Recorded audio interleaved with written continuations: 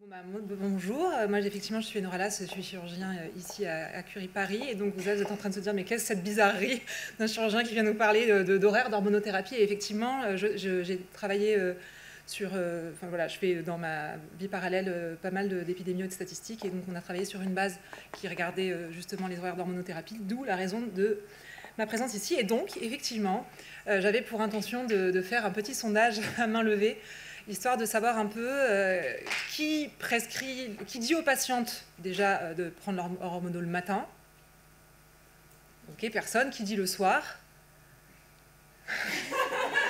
Qui dit quand vous voulez, faites bien ce que vous voulez. D'accord, c'est bien. Et qui leur suggère d'essayer un horaire et puis de changer si jamais ça ne va pas. C'est bien. Bon, ok, donc autant de pratiques que de gens, vous avez probablement tous raison, enfin pas vraiment, on verra à la fin du topo. Vous allez peut-être être déçus parce qu'il n'y a pas beaucoup de réponses, mais en tout cas, il y a beaucoup de questions, et ça, c'est intéressant. Alors, très rapidement, on va partir sur le rythme circadien, hein, qui est donc cette espèce de rythme qui régule notre organisme, qui est commandé par l'hypothalamus et les noyaux suprachiasmatiques, et qui nous donne notre rythme veille-sommeil, qui contrôle notre tension, notre température, la température qui baisse, qui monte, la température, la tension également. Tout ça, c'est médié, bien sûr, par les hormones, les métabolismes, etc. Et donc, ça, sur un rythme de 24 heures, toute notre activité est régulée par ça. Ça, c'est le premier postulat. Le deuxième postulat, c'est que notre cycle cellulaire également est commandé par ce rythme circadien.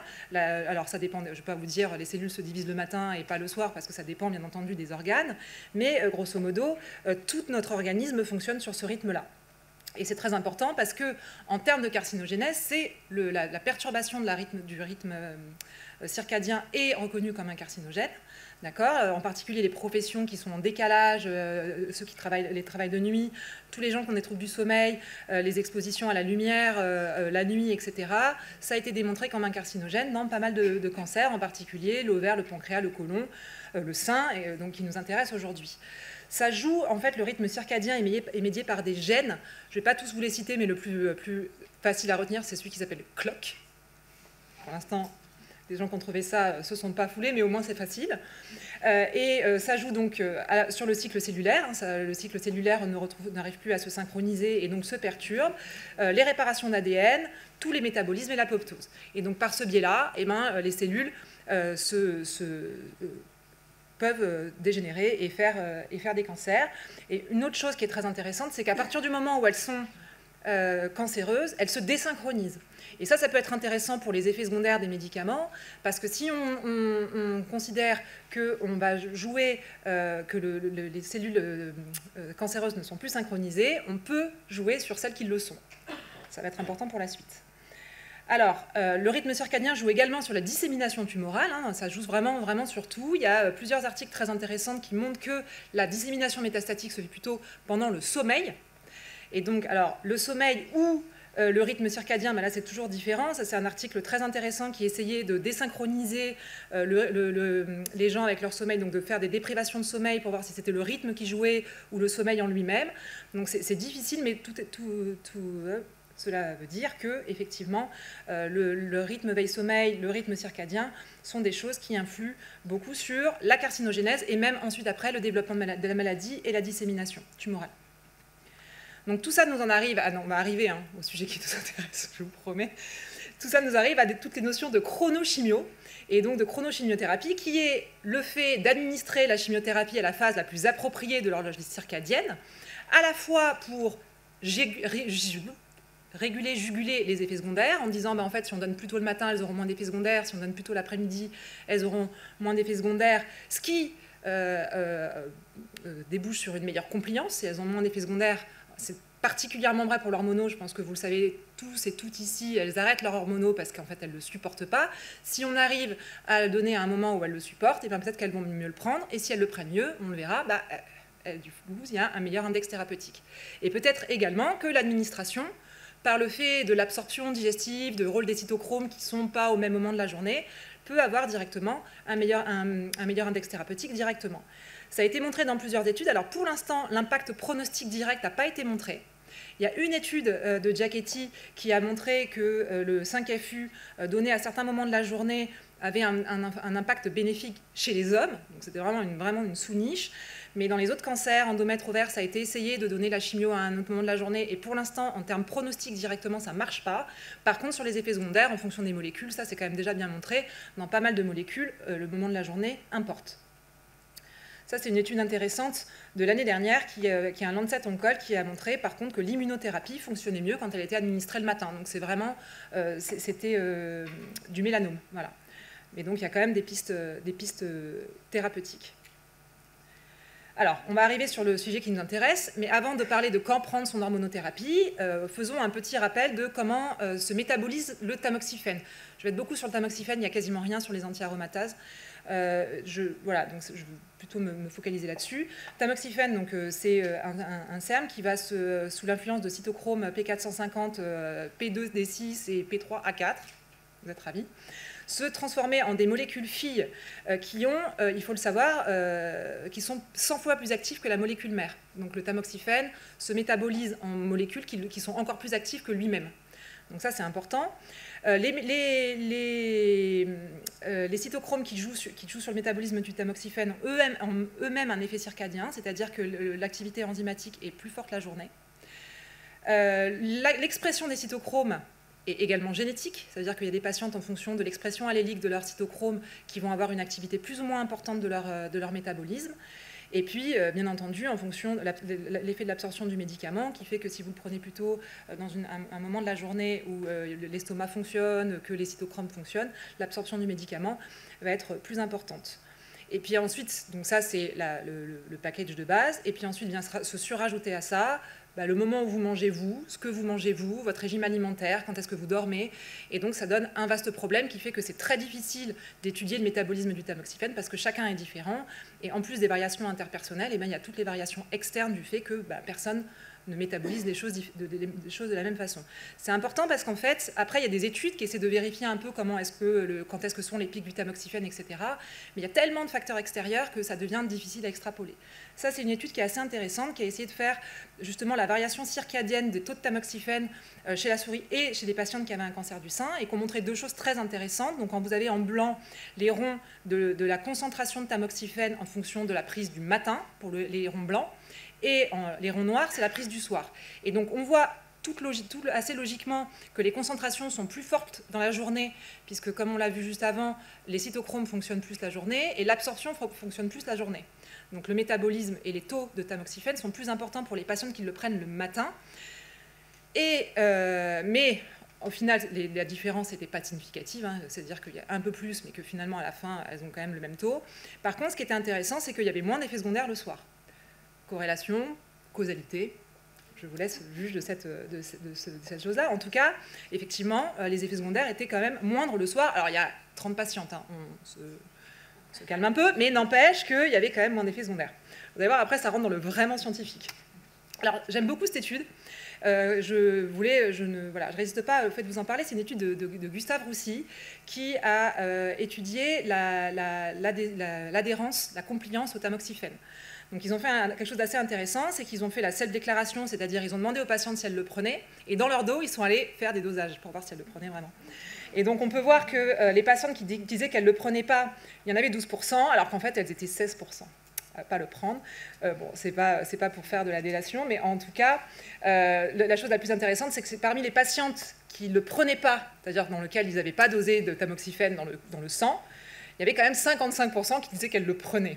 Voilà, donc les patientes, elles n'osent pas de me dire qu'elles ne prennent pas l'hormonothérapie.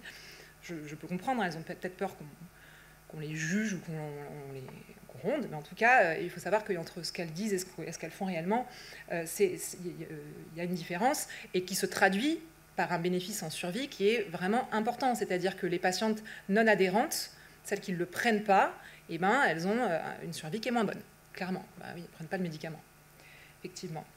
Alors, comment améliorer la compliance à l'hormonothérapie? Donc, la compliance, c'est les patientes qui l'interrompent de temps en temps, alors que la persistante, c'est les patientes qui l'arrêtent. Grosso modo, c'est à peu près les mêmes chiffres, hein, entre 40 et 70% des patientes soit l'interrompent, soit l'arrêtent complètement. Il n'y a absolument aucun facteur qui a été montré dans la littérature pour dire elle l'arrête, elle va l'arrêter, ou elle va le continuer. L'âge, ça ne joue pas. Il y a le statut marital, je crois, qui joue, voilà, grosso modo, qui est ici. C'est peut-être la seule chose, mais sinon, il n'y a rien qui joue. Et quand on regarde un peu toutes les études qui se sont intéressées, et donc les méta-analyses qui ont dit comment améliorer l'observance à l'hormonothérapie, la seule chose qui marche, c'est de parler aux gens. Ça paraît bête, mais leur expliquer les effets secondaires, de communiquer avec elles, d'être attentif quand elles ne le supportent pas, leur proposer des solutions comme si vous le prenez le matin et que vous ne supportez pas, essayez le soir, etc., etc. Ça, c'est la seule chose qui marche. On va arriver enfin au sujet qui nous intéresse, et alors, à quel horaire faut-il prendre son hormonothérapie? À la fois pour améliorer les effets secondaires et pour améliorer le pronostic. Alors, ça va aller très très vite. Hein. Pour améliorer les effets secondaires, il n'y a aucune étude. Et pour améliorer les effets secondaires, le pronostic, il n'y a aucune étude.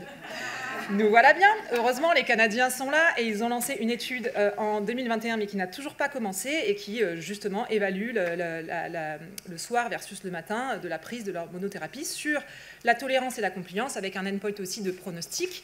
Mais pour l'instant, l'étude n'a pas encore recruté. Donc, j'ai fait de la grande science. Je suis allée sur Breast Cancer Now Forum pour regarder la réponse. Quel est le meilleur moment pour reprendre l'hormonothérapie? 49 réponses.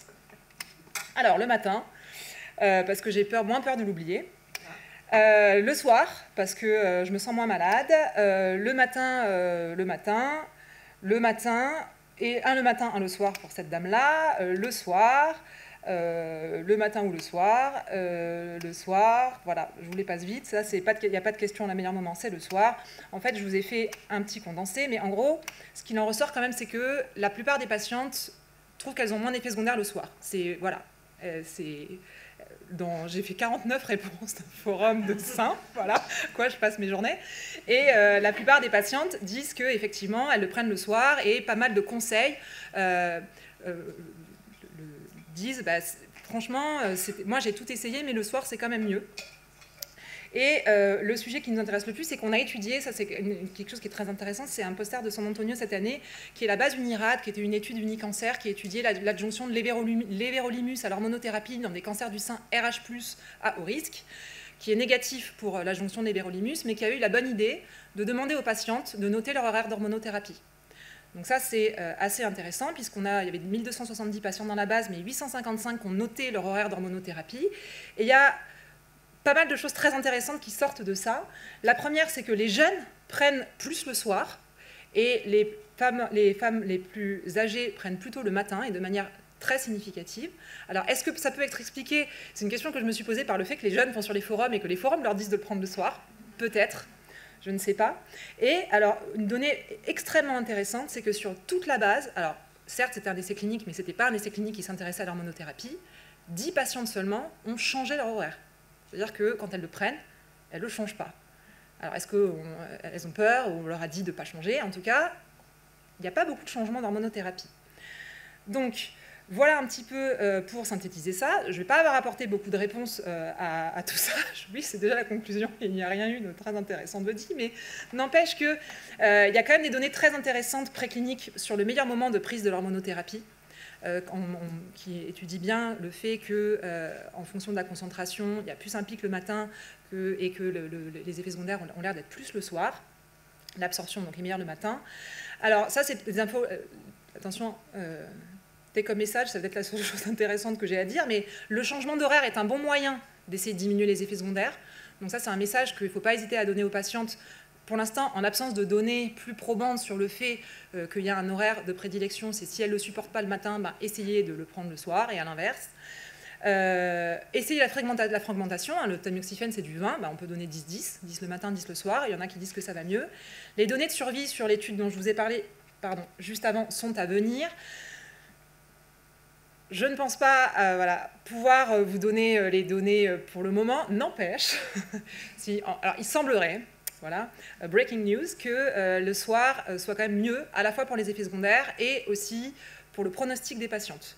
Donc, donc pour l'instant, on n'a vraiment que des effets, on a que du bénéfice à prendre le tamoxifène, enfin en tout cas l'hormonothérapie le soir pour les patientes, à la fois en termes de tolérance et de survie. Est-ce que la survie est médiée par la tolérance? Peut-être. Est-ce que parce qu'elles le prennent mieux, elles l'arrêtent moins? C'est une possibilité. Dans cette étude, c'est dur à dire parce qu'elles ne modifiaient pas leur horaire et puis elles ne l'arrêtaient pas. Hein. C'était quand même un essai clinique.